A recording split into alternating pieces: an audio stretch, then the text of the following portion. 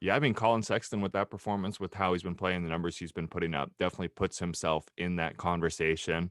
Um, this is kind of one right at the forefront, but Shea Gilgeous-Alexander has been playing well as of late. He's going to continue to get that opportunity. He's going to continue to put up numbers. Some sleeper guys like Julius Randle. I mean, it sounds kind of weird to hear that, but the way he's been playing, argument could be made for Christian Wood at this point. Yeah. And I'm trying to think, first time all-stars, obviously, all-stars, maybe even Julius Randle shouldn't be in that conversation in terms of the hobby, you know what I mean? If you're looking Yeah. to, I'm not sure I'd recommend anyone going all in on Julius Randle, but those are the names that come to mind for me immediately. What about you?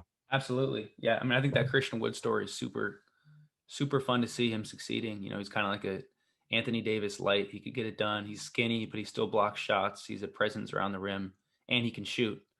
So he's definitely a good building piece, I think, for the Rockets, and they look at him like that. It's weird that the Pistons just let him go, but Jeremy Grant is another player. I have to tell you, I think I was wrong on him as getting paid what he's getting paid, and as the lead guy on the team.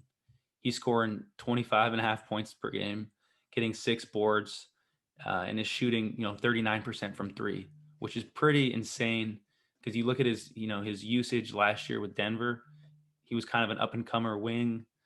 We didn't know whether he could handle, a bigger workload, but the Pistons believed in him. And, granted, it's the same thing you're saying. The Pistons aren't a winning team, but it's definitely not because of Jeremy Grant. He's doing his job. So I think if they can get a couple more pieces, maybe he is a building block going forward.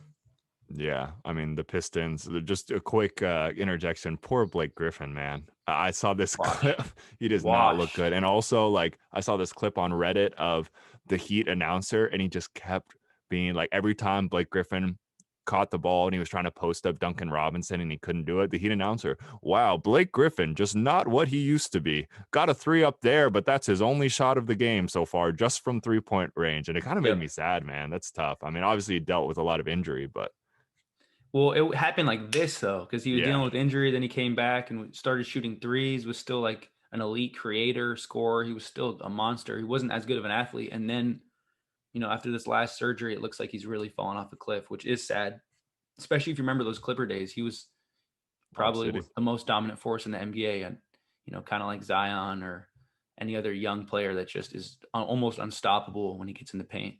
Yeah. So I, it's I did I definitely did I did think of Zion when we were watching Blake and people were talking about Lob City, and we won't even get into that because that's literally not even a whole podcast. That's a whole essay on Zion, his potential and injuries and all that stuff. But I'll keep it with the young all-stars for a minute.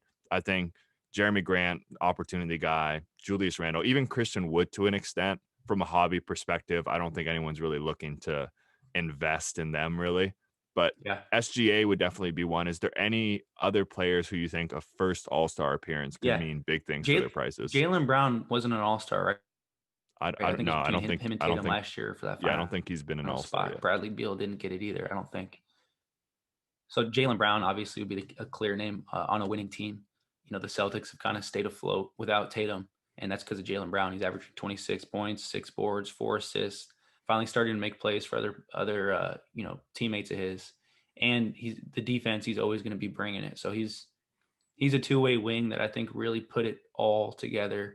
The shooting, the playmaking, stuff they didn't have in his package a couple of years ago. I think Celtics fans are really excited about him and Tatum. And if the Celtics are a winning team, given the time that Tatum's missed and how well Brown has played, he's got to be in that All Star game. I think ahead of the names that we've talked about. Ahead of the Jeremy Grants and Julius Randles. I think he will get it. So he'd be one guy for sure. And that's kind of from a hobby standpoint. He was really underpriced for a long time. He was like, a quarter or 20% of the price of someone like Tatum, who, if you look at their career numbers, I think Tatum's done it in big games, and he kind of gets the fourth quarter highlights that people are excited about. And he came in, he was super young. Tatum has kind of always been, he had a great rookie year. Jalen Brown's trajectory was a little more muddled early on. He wasn't shooting the ball that well, averaged like 6 points as a rookie, I think, or something like that. But I think finally the prices of Brown are catching up to Tatum. And I think as they should. I'm not saying they should be priced the same, but it definitely should be closer than 1/5 or a quarter. Yeah, for sure. I mean, Jalen Brown playing really well. of watching the games, the biggest thing is before you kind of live with the threes, maybe not live, you're never leaving him open, but he's in sharpshooter territory with how he's been shooting this season. That's really opened up his game. Obviously, if you have to choose, you still go with Tatum, but I think they should be in that same conversation. And I think Jaylen Brown All-Star appearance, Shai Gilgeous-Alexander All-Star appearance, you could see them kind of solidified and move into maybe that realm of prices and conversation.